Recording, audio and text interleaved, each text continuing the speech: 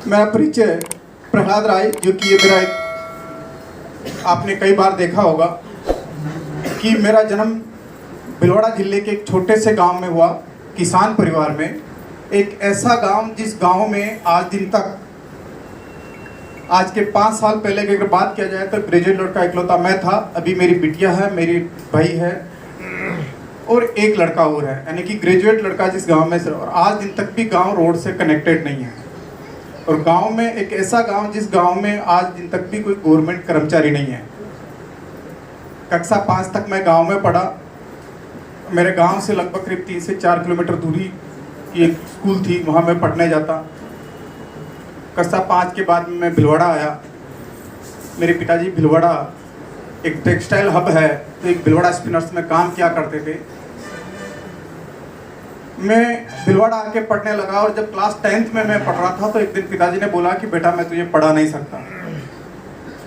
जब व्यक्ति गांव से जब शहर में आता है तो उसके मन में कुछ कुछ होता है, होता ना? यस। शहर की चकाचौंध देख के, शहर के मकान देख के, शहर की गाड़ियां देख के, शहर के लोगों की लाइफस्टाइल देख के मेरे भी मन में ऐसा हुआ था कि यार कि हम भी कुछ यहाँ आएंगे तो कुछ बड़ा करेंगे, कुछ बड़े सपने देखे। लेकिन क्लास 10th में जब वो पिताजी ने बोला कि तुझे पढ़ा नहीं सकता, बाद में पता चला कि उनकी फिजिकल फिटनेस की वजह से उनको नौकरी से रिजाइन देना पड़ा। परिवार में सबसे बड़ा मैं था, परिवार का जिम्मा मेरे पे आ गया। भिलवाड़ा एक टेक्सटाइल हब है जहाँ पैंट पीस यानी कि शूटिंग का कपड़ा बनता है, और मैं कपड़े की फैक्ट्री में काम करना शुरू कर दिया था। कपड़े की फैक्ट्री में काम करना शुरू किया। धीरे धीरे शुरू में हेल्परिंग का काम किया, साफ सफाई, झाड़ू पोछा, फिर धीरे धीरे कपड़ा समेटने लगे, कपड़ा काटने लगे। कपड़े काटता काटता धीरे धीरे, लेकिन पढ़ने की इच्छा थी तो मैंने प्राइवेट ग्रेजुएशन की। जब प्राइवेट ग्रेजुएशन की तो उसी समय एक हर व्यक्ति का सपना होता है सरकारी नौकरी का, तो मेरे भी था कि सरकारी नौकरी लगे। तो मैंने लाइब्रेरियन का डिप्लोमा किया कोटा से सन 1990 में। लाइब्रेरियन का डिप्लोमा किया और लाइब्रेरियन के डिप्लोमा में एक बुजुर्ग से प्रिंसिपल थे। उस प्रिंसिपल की बात ने मेरी पूरी जिंदगी बदल दी। जानना चाहेंगे क्या बात थी? यस। प्रिंसिपल की बात थी कि कोई भी व्यक्ति 40 से 45 साल की एज तक नया पंगा ले सकता है। 40-45 साल की एज तक नया पंगा ले सकता है। 40-45 साल की एज के बाद में वो व्यक्ति कोई भी नया पंगा नहीं ले सकता है। उनके पीछे उनका लॉजिक था कि 40 से 45 साल की एज से पहले उसके घर में बुजुर्ग पिताजी होते हैं या बड़ा भाई होता है, और हम इंसान एक सोशल प्राणी हैं। सोशल प्राणी हैं तो समाज में चाचा के, मामा के, ताऊ के, भाई बुआ के यहाँ आना जाना होता कोई भी काम काज में। तो जब तक क्या है कि घर में बुजुर्ग होते हैं तो बुजुर्ग जो है कि वहाँ सोशल लाइबिलिटी निभा लेते हैं। लेकिन 40-45 साल की एज के बाद में जब वो बुजुर्ग की या तो एज काफ़ी हो चुकी होती है कि वो मूवमेंट के लायक नहीं होते हैं, या फिर उनका साया हमारे साये से उठ चुका होता है, तो सोशल लाइबिलिटी पूरी हमारे पे आ जाती है। तो हम सामाजिक प्राणी हैं तो हमारे को समाज में आना जाना पड़ता है ना। दूसरा उन्होंने कारण बताया कि कोई भी 40 साल 45 साल की एज के बाद में शादी हो चुकी होती, बच्चे हो चुके होते हैं और बच्चे स्कूल जाने लग जाते हैं, तो परिवार का जिम्मा सारा उसके ऊपर आ जाता है। तो वो नया पंगा लेने के बारे में सोच नहीं सकता यार कि अगर मैंने कुछ भी नया पंगा लिया तो जो आ रहा जिससे मेरे बच्चे की स्कूल की फीस का क्या होगा, मकान के किराए का क्या होगा, गाड़ी की ईएमआई चल रही उसका क्या होगा, मकान की ईएमआई चल रही उसका क्या होगा, दूध वाले को कैसे देंगे, किराना वाले को कैसे देंगे। तो वो जो है जिम्मा टोटल, इस वजह से वो कोई नया करने का पंगा नहीं ले सकता। और तीसरी उन्होंने बात कही कि 40 साल 45 साल की एज के बाद में व्यक्ति की जैसे से उम्र बढ़ती है, उस व्यक्ति की कार्य करने की क्षमता कम होती है। सही है ये बात? यस। कार्य करने की क्षमता कम होती है और खर्चे उसके बढ़ते जाते हैं। तो 40 से 45 साल की एज के बाद में कोई भी व्यक्ति नया काम करने का पंगा नहीं ले सकता। 40 साल की एज के बाद में उस व्यक्ति ने जो काम किया 40 साल की एज तक, 45 साल की एज तक, 40 साल बाद व्यक्ति काम नहीं करता, उस व्यक्ति की ब्रांड इमेज काम करती है। उस व्यक्ति की ब्रांड इमेज काम करती है। जब मैं लाइब्रेरियन का डिप्लोमा करके जब वापस आया भिलवाड़ा, तो मैं जहाँ पहले कपड़ा काटता था, ग्रेडिंग करता था, सामरता था, तो वापस आके जब मैं मिला केसी छाबड़ा जी से, एक बार जोरदार ताली केसी छाबड़ा जी के लिए। जब केसी छाबड़ा जी से मैं मिला तो केसी छाबड़ा जी ने से मेरे एक बात पूछी कि प्रहलाद कैंची पकड़ेगा या कलम, क्योंकि जब तक मैंने ग्रेजुएशन भी कर ली थी और कपड़ा मैं काटता था, मैंने कहा साहब न कैंची पकड़नी और न कलम, तो फिर क्या करेगा? मैंने कहा मैं मार्केटिंग में ज्वाइन करना। तो उन्होंने कहा कि मार्केटिंग में तू जीरो है, मार्केटिंग का तेरे को कोई ज्ञान नहीं है, मार्केटिंग में तुम जीरो हो। और उस समय तक जो है कि एक महीने में मैं 60 हाजिरी 65 हाजिरी यानी कि 30 दिन में मैं 65 हाजिरी का पैसा उठाता था। सन 1990-91 में मेरे लगभग 7-7.5 हज़ार रुपये सैलरी उठाता था मैं काम करके। लेकिन कभी कभी किसी महीने में 65 हाजिरी, किसी महीने में 70 हाजिरी, हाईएस्ट मैंने 70 हाजिरी 70 हाजिरी का पैसा उठाया हुआ डे नाइट करके। तो शुरू से मैं वर्कोलिक था, काम करने का वर्कोलिक था मैं पूरा। तो जब मैंने ये देखा तो उन्होंने कहा कि तू मार्केटिंग में जीरो, तो मैंने कहा वैसा कोई बात नहीं है, अगर मेरे में कुब्बत होगी तो मैं तनख्वाह बढ़ा लूँगा, आप मुझे मौका दीजिए एक बार। तो तेरे को 900 रुपये मिलेंगे। मैंने कहा कोई तकलीफ नहीं, मुझे आप 900 रुपये देंगे। 900 रुपये महीने से मैंने काम शुरू किया। पहले महीने काम किया, दूसरे महीने जाके खड़ा हो गया कि मेरी तनख्वाह बढ़ाओ, तीसरे महीने फिर वापस जाके हो गया तनख्वाह बढ़ाओ। और इसी पीरियड में मैंने 91 में जब मैं डिप्लोमा करके आया तो 93 में मेरे पास अपॉइंटमेंट लेटर आया, इंटरव्यू कॉल लेटर आया संस्कृत विद्यापीठ जयपुर लाइब्रेरियन का। और उस समय 93 में अगर कोई थर्ड ग्रेड के टीचर हो, अगर कोई उस समय के लगे हुए हो, तो 93 में जो थर्ड ग्रेड की सैलरी हुआ करती थी 2200-2500 रुपये के आसपास हुआ करती थी। 2200-2500 रुपये के आसपास हुआ करती थी। और मैं 91 में मार्केटिंग में ज्वाइन करके 2 साल में मैं पहुंच गया 3500 रुपये की सैलरी। 3500 रुपये मेरे को 2 साल में सैलरी हर महीने बढ़ाते। फिर मेरे दिमाग में आया कि नौकरी ज्वाइन कर, सरकारी नौकरी ज्वाइन करते हैं तो 2500 रुपये मिलते हैं और भिलवाड़ा से दूर जाना पड़ेगा जयपुर, और यहाँ काम कर रहे हैं तो यहाँ अपने को 3500 रुपये मिल रहे थे, अपना निर्णय क्या लेना। लेकिन शुक्रगुजार हूँ ईश्वर का, उस परमात्मा का, उस खुदा का, जिन्होंने मुझे ये मति दी कि प्रहलाद प्राइवेट सेक्टर ही अच्छा है। क्योंकि मैंने कहा कि यहाँ से जयपुर जाएंगे 2500 रुपये तनख्वाह में 10 घंटा, यहाँ से भिलवाड़ा से जाने का 10 घंटा लगता है, 2 चूल्हे जलेंगे, घर वालों से अलग रहेंगे। तो मैंने निर्णय लिया कि मेरे पर, और क्यों मुझे लगा, मुझे इसलिए लगा कि यहाँ मेरी ग्रोथ है। क्योंकि प्राइवेट सेक्टर में और गवर्नमेंट सेक्टर में क्या फ़र्क है? गवर्नमेंट सेक्टर में आपको सैलरी मिलती है कि आप, इस बात की नहीं मिलती कि आप कितना काम करते हैं, इस बात की मिलती है कि आपकी क्या डिग्री है और आपकी क्या पोस्टिंग है। आप कितना काम करते हैं, या आपको गवर्नमेंट कर्मचारियों को पता है कि हम कितना काम करते हैं, है ना? वहाँ सैलरी आपके काम करने से नहीं मिलती, वहाँ आपकी डिग्री से मिलती है। और प्राइवेट सेक्टर में पैसा आपकी डिग्री से नहीं मिलता, आप कितना कमिटेड काम करते हैं, कितना काम करते हैं, उसके हिसाब से आपको सैलरी मिलती है। ठीक, मार्केटिंग करता रहा, मार्केटिंग मैं करता रहा, धीरे धीरे एक मार्केटिंग में हेल्पर का लगा, और हेल्पर से मैं धीरे धीरे इसी कंपनी में मार्केटिंग मैनेजर बन गया। और उसी पीरियड में ये आरसीएम बिजनेस मेरे जीवन में आया और मैंने आरसीएम बिजनेस को ज्वाइन किया। पहले महीने मैंने काम किया, पहले महीने मेरी इनकम आई 544 रुपये। दूसरे महीने काम किया, दूसरे महीने मेरी इनकम आई 3500 रुपये। तीसरे महीने काम किया, तीसरे महीने मेरी इनकम आई 6,500 रुपये की इनकम आई। और चौथे महीने काम किया और चौथे महीने मेरी इनकम आई 14,000 रुपये की, 13,500-14,000। और जो ही 13,500-14,000 रुपये की इनकम आई, और हमारे जो सेठ जी उन्होंने बोला कि प्रहलाद या तो आरसीएम करेगा या नौकरी करेगा। अब बड़े असमंजस की स्थिति में कि क्या किया जाए, कि नौकरी करें या आरसीएम। तो मैं गया टीसी सर के पास, मैंने कहा भाई साहब बात प्रॉब्लम ये है, इस तरह से है कि बड़े भाई साहब बोल रहे हैं, क्योंकि टीसी सर के बड़े प्रताप भाई साहब थे केएल छाबड़ा जी, जो अकाउंटिंग देखते थे, और वैसे भी मार्केटिंग और अकाउंटिंग वाले का 36 का आंकड़ा होता है।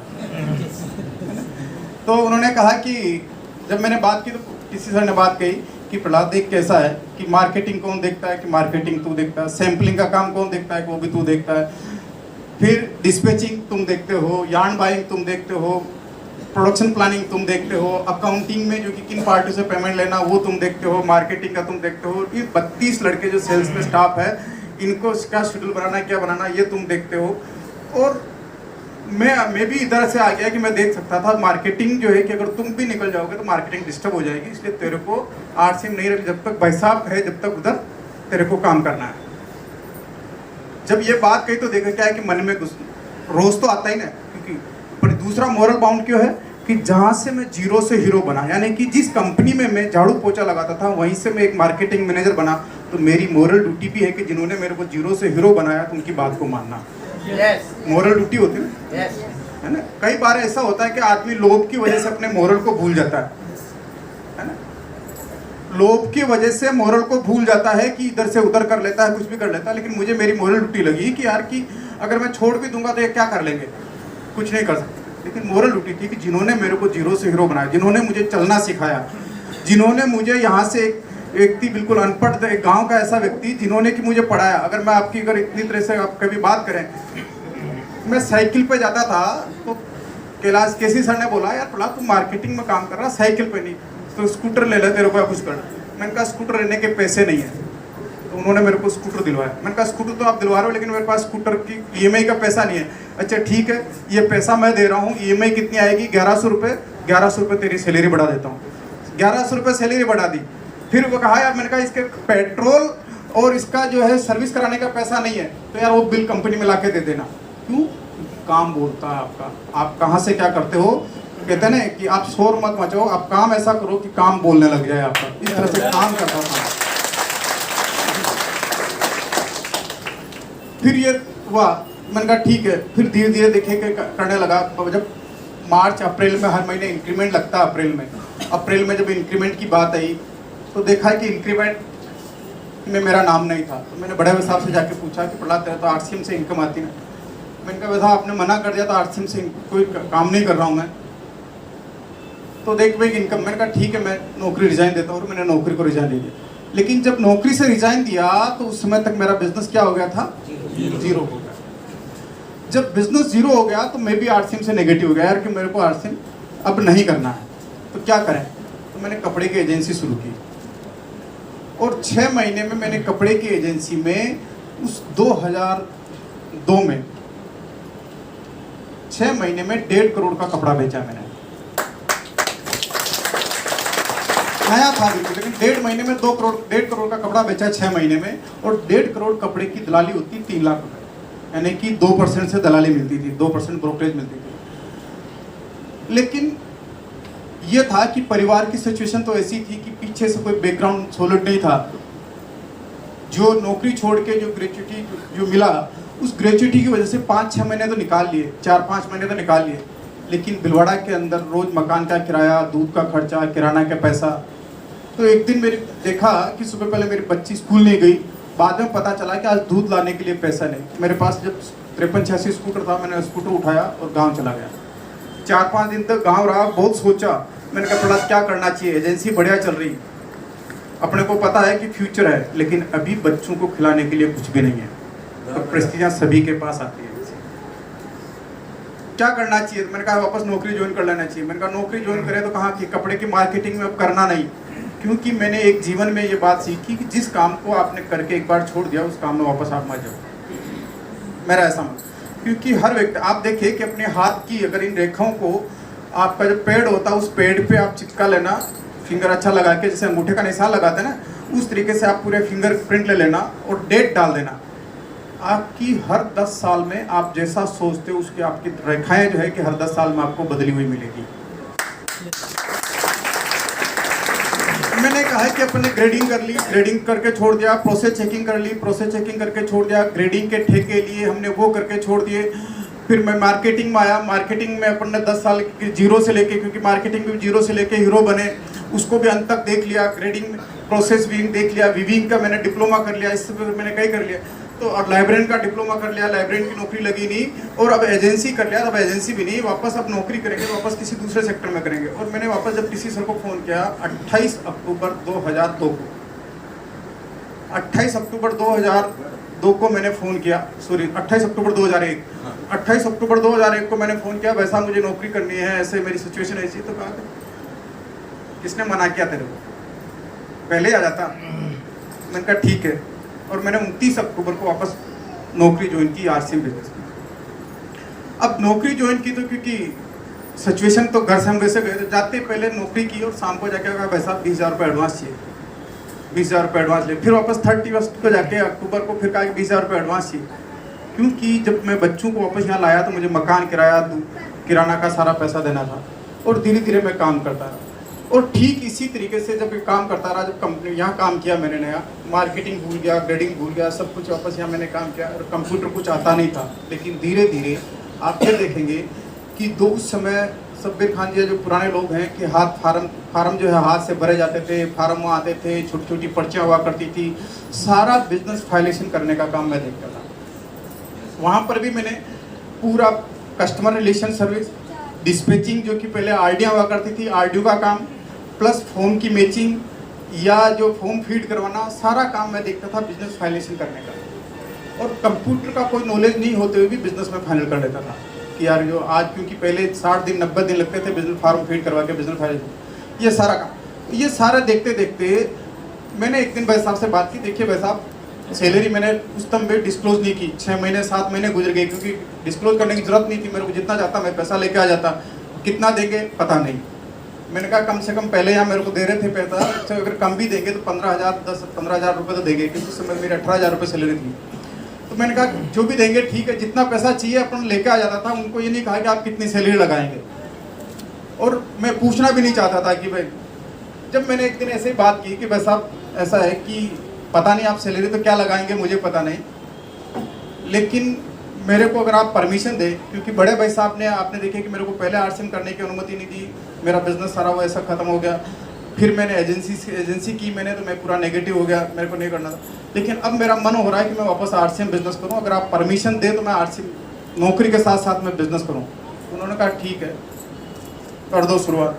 मैंने शुरुआत, जब मैंने शुरुआत की तो उन लोगों से मैं मिला, क्योंकि उनका सब बिजनेस शुरू हो गया, तो उन लोगों ने कहा कि बिजनेस नहीं चलेगा, क्योंकि भिलवाड़ा उस समय सिर्फ एक पैंट पीस कपड़ा था, शूटिंग थी सिर्फ पैंट पीस, और मेरा बिजनेस जीरो हो गया, यानी कि कुछ भी नहीं चल रहा था, 1 लेग में बिजनेस। ऐसे कितने लोग हैं जिनकी कि 1 लेग में बिजनेस चल रहा है और अभी उनका सेकंड ग्रुप में बिजनेस कम चल रहा है, बहुत सारे। मेरा भी ऐसा हुआ था, है ना, चिंता करने की कोई बात नहीं है, मेरा भी ऐसा ही हुआ था। और जब मैंने ये बात की तो मैंने कहा अब क्या करें, तो मैंने उन लोगों से मिला, तो उन्होंने कहा कि बिजनेस नहीं चलेगा यहाँ पर। और अब मैं अगर मेरे परिचित, अगर मैं रिश्तेदारों में जाऊँ तो रिश्तेदार सारे, क्योंकि ये देखिए कि मेरी बहन की शादी में मैंने भी धोती पहन रखी है, तो मेरे रिश्तेदार सारे धोती पहन वाले हैं। उन धोती पहनने वालों को मैं पैंट पहनाने से रहा, है ना, तो मेरी भी लिस्टें नहीं थी। ऐसे कितने लोग जिनको ऐसा लगता है कि यार कि मेरी लिस्टें नहीं है, मेरे पास अच्छे लोग संपर्क में नहीं है जो बिजनेस करने वाले, है ना, मेरी भी लिस्टें नहीं थी ऐसे, मेरी भी ऐसे लिस्टें नहीं थी। लेकिन मैंने क्या किया कि जिन लोगों को मैंने पहले 100-200 लोगों को ज्वाइन करवाया, उनमें से जैसे कि मेरे सेल्स में, मार्केटिंग में मेरे का करीब 32 लोग का मेरे पास मार्केटिंग का स्टाफ था, प्लस मेरे डिस्पैचिंग के थे, कुछ ऐसे थे। तो उसमें मैंने मुकेश कोठारी को तो एक ग्रुप में ज्वाइन करवाया, एक दूसरे ग्रुप में एक मुकेश गिरी गोस्वामी है, मैंने उसको ज्वाइन करवाया, वो भी मुकेश गिरी गोस्वामी को ज्वाइन कराया। तो मैंने मुकेश को बोला यार, मुकेश गिरी गोस्वामी को मैंने कहा वो मुकेश बड़ा अच्छा काम कर रहा है, अपन दोनों मार्केटिंग कर रहे हैं, तो क्यों नहीं तुम जो है कि शुरुआत करो। तो उसने कहा वैसा है कि भिलवाड़ा में तो ये बिजनेस अभी चलेगा नहीं, क्योंकि यहाँ पैंट पीस शूटिंग बनता है, शूटिंग के लिए कोई लोग लेते नहीं है एक पैंट पीस से। लेकिन कहीं अपन बाहर अपनी कोई ज़्यादा लिस्टें नहीं। मेरा भाई भी जो कि कनाडा में रहता है, और लेकिन मेरा भाई कनाडा में रहता है, उसका एक ससुराल पक्ष से मेरे लखनऊ में जो है कि मेरे संपर्क में है, लखनऊ से मेरे संपर्क में है। तो मैं कहा कि चलो ठीक लखनऊ से बुलाते हैं। लेकिन उस समय क्या होता था कि जो भी किटें जाती थी वो भिलवाड़ा से जाती थी, और सेकंड एनिवर्सरी थी दिल्ली के, जयपुर में बिरला ऑडिटोरियम में। तो मैंने कहा यार लखनऊ वाले से बात करो, तो उन्होंने लखनऊ वाले से बात की और उसको जयपुर एनिवर्सरी में बिरला ऑडिटोरियम में बुला लिया। जब बिरला ऑडिटोरियम में बुलाया, और बिरला ऑडिटोरियम में जब उसने उस व्यक्ति ने एनिवर्सरी को देखा, वहाँ पूरा बिरला ऑडिटोरियम पैक था, और उस एनिवर्सरी को देख के उस व्यक्ति ने कहा, जेपी गिरी ने, यस ये बिजनेस मैं करूँगा। जब उसने ये निर्णय लिया कि इस बिजनेस को मैं करूँगा, तो हम उसको भिलवाड़ा लाए, और भिलवाड़ा लाने के बाद उसको 6 किटें देके लखनऊ भेजा। अब देखिए कि मैं यहाँ से मैसेज क्या देता, अगर किसी को भी ये लगता है कि मेरी लिस्टें नहीं है, अगर आपके टीम में एक व्यक्ति भी, 2 व्यक्ति को भी अगर आपने ज्वाइन करा दिया, तो उन 2 व्यक्तियों की लिस्टें भी आपकी हो गई। अगर आपके पास अगर लिस्ट नहीं है, लेकिन आप उनसे ईमानदारी से उन 2 लोगों की लिस्टों पे अगर काम करेंगे, तो आपको रॉयल्टी और टेक्निकल आसानी से आ सकता है। लेकिन लिस्टों पे काम करना आना चाहिए, लिस्टों पे काम करना आना चाहिए। और जब लखनऊ वाले ने फिर एक कानपुर में मुकेश यादव को ज्वाइन कराया, जो रेलवे में ड्राइवर था। रेलवे में ड्राइवर के बाद उसने मुकेश यादव को बोला कि गिरिजी ने कि यार तू कभी हावड़ा जाए तो मेरे को लेके चलना। हावड़ा उन्होंने फ़ोन किया, यार मैं हावड़ा जा रहा हूँ। हावड़ा गए, वहाँ से केलकटा की शुरुआत हुई। केलकटा में जब उन्होंने बिजनेस की शुरुआत की तो उस समय 2002-1 के अंदर क्या होता था कि जितने भी फ़ोन आते थे, ना मोबाइल था ना लैंडलाइन हुआ करता था लोगों के घरों में। मैं जितने भी फ़ोन आते 60 दिन बाद 90 दिन बाद पता चलता है कि आपकी टीम में कौन व्यक्ति आ रहा है, और सबके फ़ोन नंबर देखते तो फ़ोन नंबर मिलते नहीं थे। अचानक एक दिन एक व्यक्ति का फ़ोन आता है कि मुझे केलकटा में 40 से 50 किटें चाहिए या मुझे बहुत सारे लोगों को ज्वाइन करवाना है। मैंने उनसे पूछा आप क्या करते हैं? सर मैं यहाँ डिफेंस के अंदर मैं स्टेनोग्राफर हूँ और मैं मेरे ऑफिस का फ़ोन नंबर है, आप मेरे को कभी भी इससे संपर्क कर सकते हैं। तो मैंने उनको एक बात बोली कि देखिए क्या है कि मैं ऑफिस के वर्किंग टाइम में तो मैं बात नहीं कर सकता आपसे, लेकिन आप अपनी टीम में लोगों को बोल दीजिएगा कि रात को 9 बजे से सुबह 6 बजे के बीच में आप कभी भी मेरे को बात कर सकते हैं। कौन सा टाइम दिया मैंने? रात को 9 बजे से सुबह 6 बजे के बीच में, क्योंकि सुबह 8 से 8 में नौकरी करता था 12 घंटे की। 8 से 8 12 घंटे की नौकरी करता था, इसलिए उन लोगों को टाइम दिया मैंने सुबह 9 बजे से 6 बजे का। और लगभग धीरे धीरे कुछ उन्होंने ऐसे लोगों को मेरे नंबर बांट दिए। रात को 9 बजे से 6 बजे तक फ़ोन आता, और ईश्वर गवाह है, खुदा गवाह है कि 4.5 साल तक मात्र मैं 1 से 1.5 घंटे सोता था। 4.5 साल तक 1 से 1.5 घंटे सोता था।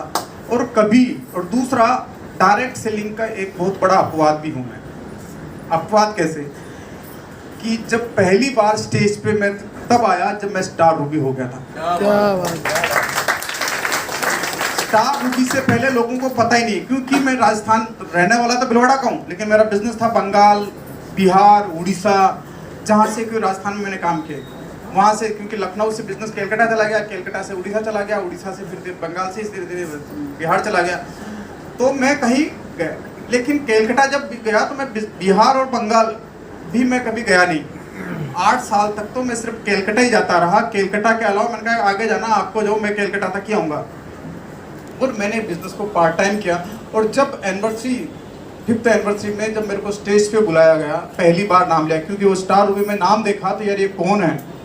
जब नाम डिस्क्लोज हो गया स्टार रूबी में, पहली बार जब स्टेज बुलाया, अगर आप सूरत की एनिवर्सरी देखेंगे तो मेरे मुंह से एक ही बात, जब बुलाया तो बड़ा पसीना हो रहा, दूज रहा हूँ, कैसे बोलना नहीं आता, कुछ करना नहीं आता, एकदम से पसीना हो रहा। और वहाँ मेरे स्टेज पे एक ही बात निकली कि एक आम आदमी पूरे 30 साल में जो पूरे जीवन में कमाता है वो आरसीएम मात्र उसे 3 साल में दे सकता है। क्या बात है।